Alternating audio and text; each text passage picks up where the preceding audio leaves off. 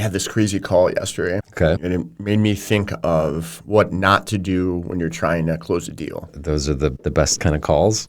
And it made me think about this framework that I inherently developed, or a lot of this is like taken from others, but 4-part framework that I feel works when you want to sell anything to anyone, or you want to just be, if you're interviewing someone or you are being interviewed or you're pitching a client, and this applies to really anything in life. But the call yesterday was about this big music festival that we sponsored the last couple of years in Chicago. And this year we're deciding not to do it because I received a proposal and it was 30% higher. The cost was 30% higher than it was previous years. Wow. And I started to ask why that was. And they said, well, you sold more beer than you did the previous years. So then I said, yes, but we also spent triple on our activation, on staffing, creating this amazing experience for the festival. And I was told, well, it doesn't really matter. You didn't have to do that activation. But then I commented back, well, the reason why we sold more is because we did. Right. And because of the activation, because we sold more, we are now being essentially penalized. We have to pay more money for this.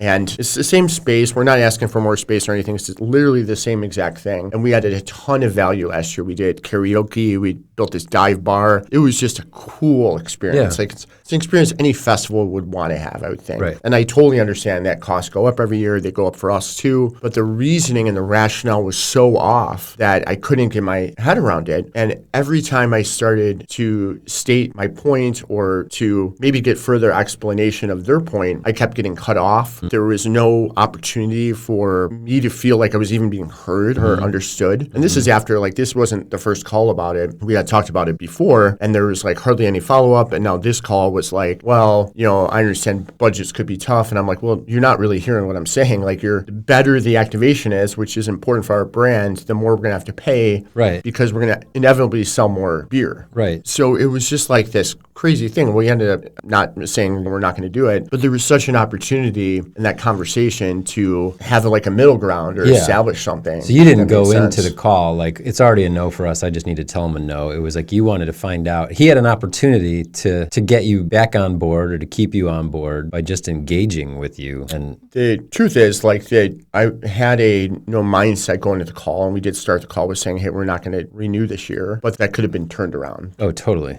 And the reason why we started the call like that is because this guy met here in person with me. I told him the things I would need, even we weren't going to do that exact rate he proposed, but if we were going to spend any more, I was telling him, okay, here's the other stuff that we would need to have in here, and then sent a follow-up email with none of it in there, with none of that in there. So he was like doing the opposite of what I'm going to tell you or what I found works. Yeah. And it just made me realize, like, it's the opposite of what I think a best practice would be of anyone trying to sell anything to anyone. Yeah. You've got a good vantage point of being on both sides of the table where people are trying to sell you stuff all the time. There's an example, but you are running a business and have run businesses where you're selling stuff. So I think that's probably a good perspective. Yeah. You said 4 things? I had to think about this. It's not like I had this framework written down on my fridge or anything. It was like, so I thought about, like, okay, what are the 4 things that I've always done or that I would coach someone to do that give you the best chance at being successful? And again, this could apply to, like, hiring someone, because maybe I'm trying to sell an executive on why they should come here, right? If I keep cutting him off every 5 seconds, he's not going to have a good feeling. Yeah. So the number one thing you should do is ask questions, and you should shut up and you should let them answer the questions. And when you are in a position to ask questions, you're essentially saying, I want to understand the problems that you're trying to solve, or I want to understand how I could really help you. And you're not going to do that by cutting someone off constantly. Right. So it's prodding and asking questions. And if you're in an interview and you're interviewing someone, it might be as simple as, like, what makes you think you would be a good fit for this company? And like, let them talk. And then you can also, like, interject when they're done talking, so let them finish. And that is really important. When you're selling something, to someone, like a good or a service, it's asking a lot of questions to really understand what their issues are. So even though you think you know what the issues are, you have to ask questions to get to the root of it. Yeah. Well, so I have a few questions Good. about that, That's good. right? That it's both the kind of questions that you're asking, which I think is going to require a certain amount of preparedness and doing your homework, and not just like, I assume this is what their problems are, so I'm going to ask these questions about it, but really listening in that way so that you're kind of empathizing or honoring like what this certain struggle is that they have, so that you can be a part of the solution with them and not just here's what you need to do. So I want to just spend a little time on the kinds of questions that you're asking are important, not just asking questions to ask questions. I think that's probably... Yeah, I got a call 2 days ago from the county that we're in, and they have a need in the community for food insecurity, or they want to help with this, right? It's becoming more and more of an issue. So they were trying to solve this issue because there's 43 food pantries, I didn't even know this, across DuPage County. Wow. And those food pantries don't have systems that are set up to talk to one another, to even understand what's the supply in the market. So in short, there's like no systems really set up. So I wasn't interviewing for this job per se, but what I did is spent the first 5 minutes of the 20-minute call just listening and asking questions about what problems that they face. And that's when I started to understand, well, maybe technology can help solve their problems, because you don't have any way to have a database of the need across all of these collective pantries. You don't have a database of the suppliers. So the buying is like all over the place, right? So it was just like asking questions to understand. And as someone is telling you all this stuff and you ask more questions around it, they start to feel confident that you're even listening to what they're saying. I mean, that is so simple, but so overlooked in sales. I feel like the act of asking those questions in a way that gets them to keep talking and share more is also the process of helping them to think more deeply about what it is they're trying to solve, for example, right? So you have a very problem-solving persona, right? And genuinely are very curious about many, many things. And so it's not surprising to me that you would ask a lot of questions, right? But what's interesting to me about this also is that you didn't have an objective, right? You weren't selling something. They were coming to you looking for advice. And so because maybe that you didn't have a purpose in this other than trying to be helpful to them, it allowed you to kind of engage with them without knowing, what am I trying to achieve here? Even if it's in the back of your head. And then that is kind of opening up that deeper connection for more enriched problem solving between the two of you, between other organizations that could get pulled into this. I'm sure she left that conversation going, oh, I have so many more questions for people that I want to talk to now to figure this out, right? That's exactly what happened. Yeah. And you'll see bigger companies do this. They have like someone's role is just this, it's discovery. It's like, is there a good fit? I don't care if you're a one-man band or you're an agency or you're someone starting to get that first client, like really start to ask questions, because I didn't know anything about food insecurity in this way. Sure. And I just started asking practical, pragmatic questions that anyone would ask to try to understand, like, can I even be helpful here? Yeah. Like, what are the issues? Yeah. And when I talk about those bigger companies doing the same thing, that's essentially what they do. Is like, they're like, hey, can we be helpful? And their whole role is that. And then if they determine you're a good fit, then it goes to the next person in the company. Totally. You know?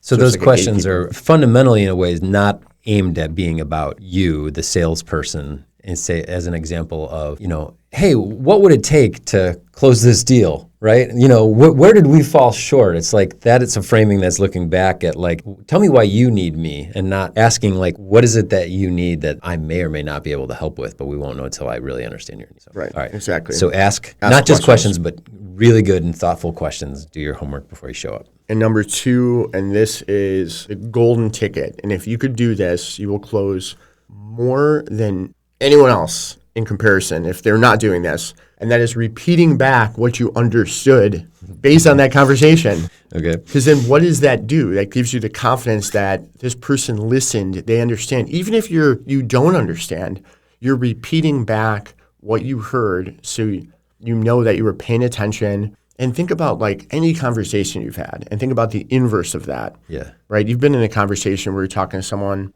and then 5 minutes later, it's like they have no idea what you said. Right. I mean, I'm guilty of that too sometimes. Like you're distracted, right? But Yep. you don't feel good. Yeah. You don't feel good as the person saying that. Same with like having an interaction with anyone in life. Like it's very, very prevalent. And I read this book a while ago from Chris Voss. He was a former FBI agent, and he talked about the art of mirroring. And this is what agents do in hostage negotiations, or really when you're interrogating someone, and you basically repeat to them what they said, but sometimes you wouldn't elaborate. So this is I would say a tactic that if you need to get more information and you don't want to be avert from it. So like a simple example would be my daughter the other day, she was complaining how we don't give her any money for anything, which was like just completely crazy. So then instead of like fighting with her, I said, so we don't give you money for anything? So I took like a lot of what she said and I just boiled it down to that. So she understood that I heard her, but then what did she do? She then went and elaborated on what she meant and she expanded it. So now I'm understanding more of what she thinks the problem is, which is a complete joke. But whereas if you had tried to answer that charge, right? We do give you money. What about this? And then you're caught in that moment and not getting to what else might be going on. That's 2. It's just simple. Before we go on to 3, is that also like not just kind of in the example of your daughter, you just simply kind of restated what was said to move past that moment so that she could start to talk about more stuff. But it seems like in, say, a business setting, you might be kind of re-articulating or reframing what you heard. Like you can do it in 2 ways. You can reframe what you heard in an attempt to conclude and move on to the next thing that I'm about to say. Or if you are having a hard time getting information, you can mirror and then you'll get more information without being overt. Yeah. And then it creates this win-win because you're restating what you heard someone say, but now they're opening up more. Right. So like, for example, if my head of sales comes in here and he's saying that like, we have an issue with rate of sale in a certain store somewhere, maybe I'll say, so we have an issue with rate of sale in Target, but just like as an example. And then he would say, yeah, and he would start expanding more without me having to like pretend like I knew what he was going to say. You know what I mean? Because he's going to give me more facts there unknowingly just by mirroring. Is part of that also like articulating what you heard the person say in a way that not just helps them feel heard and then open up more, but is a change of perspective just enough that gets them to think about their problem a little bit differently? Like oftentimes if I have a problem, like you get so stuck in, I can't do this because of this. I can't do this because of this, right? And it's a block until someone says like, oh, I see that you're trying to solve this. Have you, and that must be hard. They're hearing you, they're validating, but they're just shifting it a little bit to go, oh, wait, actually, okay, I need to rethink about this problem now because I have a new way of looking. Same problem, just different perspective. You'd be a great therapist. That's what therapists do, right? Like that's exactly, they don't solve your problems. They'll restate them to you. Yeah. So you can solve them for yourself. But yeah, that's exactly right. And then you'll hear it back and you're like, is that a problem even? Or like, should I think about that differently? Yeah. But yeah, in this case, in each situation is a little bit different, but I would apply this framework to almost everything. Because the third thing is really, really important to me. And this is what I always ask of people is like, get examples. Like you need examples of things. So like in the context of my daughter, like I would be like, hey, give me some examples of when you felt like I didn't provide you with monetary support that you think you needed, right? But try to say it in a way where I was going to say, very slippery slope there. Like, you never listened to me. Give me one example when I didn't listen. Correct. So you restate it, but you say it in a genuine way. And the context is important. In the other context of me talking to the person from the county, I asked a bunch of questions. I restated what I heard. And I said, I'd love to dig a little deeper. Can you give me some examples of what actually happens when someone is placing an order for food? Like, how do they do it? Like, do they do it through email? Do they do it? Like, is there a system? And then this is actually really good because now I got a lot more information. Right. And she said, no, there is no system. Like sometimes it's email, sometimes it's text. Sometimes we look on the website and see that there's a deal on strawberries and we go to buy it. Ooh, that's now I have so much more information. Now I'm like, whoa, we're like starting even further back than we thought, right? Totally. Now I'm really feeling like I understand the scope of this. She gave me one example, and then 4, for sake of time, would be the confident like story or recommendation on everything that you've heard to kind of collectively sum up all of these things. Like so you would repeat it back. So you'd be like, okay, I heard you say that really the issue seems like there needs to be almost like a marketplace. You need to understand the supply and demand of what's going on. You really don't know what food is out there, and nor do these pantries. They all kind of operate blind. And you don't really know the demand because each of these pantries operate in such a different way.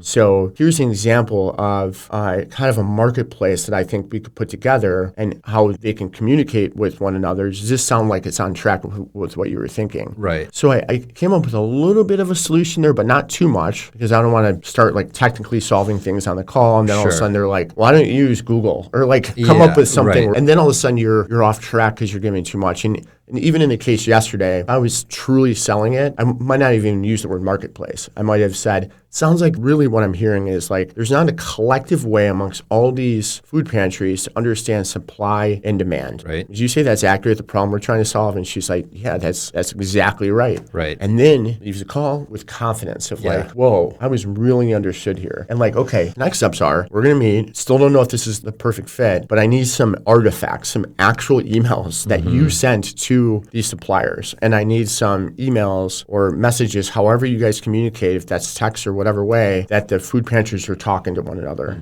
And come to let's have those. Let's have them printed out, or let's at least have facts and conversations about them. But they need to be super detailed, like real things that have happened. Right. And come with like 4 or 5 different examples. Yeah. And then all of a sudden you're like, oh shit. Like your confidence level just goes through the roof. Right. And again, the way you're going to get what you want is you help other people get what they want. Yeah. And you're going to do that by giving them confidence that you can solve their problem. So this whole framework is just to build confidence that you're the person. Do you think it's confidence that you can solve their problem, or confidence plus excitement that they want to solve the problem with you?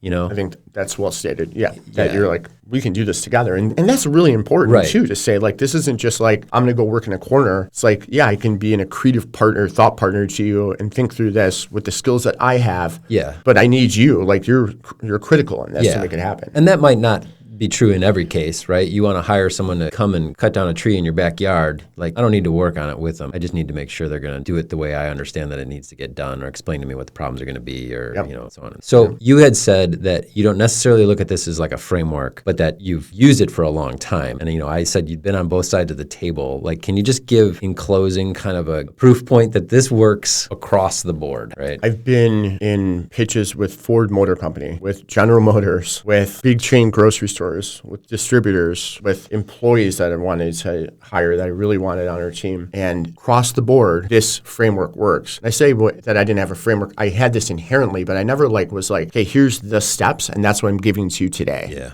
Okay. Is these steps to take, to use. Because if you can do this, 1, ask questions. 2, repeat back what you heard in your own voice to give the person confidence. 3, ask for examples. And 4, have a confident summary, recommendation, and next steps. But don't give everything away because you don't want to put yourself in a trick bag, again, with saying something that like could be like one word, like Microsoft or Google, that can be polarizing to be like, well, they're not going to work. They're a Google shop. You know what I mean? You just don't get into any of that. And that is what I would do. And it's disingenuous to the act of discovery, right? Like, I don't know what the answers are going to be, but I know the questions that need to be asked to kind of directionally point us in the way that we need to go. Yep, exactly. Because you also don't want someone, there's other stakeholders and all this stuff, right? And there's people that have their own opinions. And the minute that you start going down a path, they might have an objection. That's clear because you just made a decision in the sense of Google or Microsoft. It's silly, but like emails are ran, like most people I know are on like Google Apps or Google Mail as an example. And then there's another cohort of people that are on Microsoft, right? And oh my gosh, the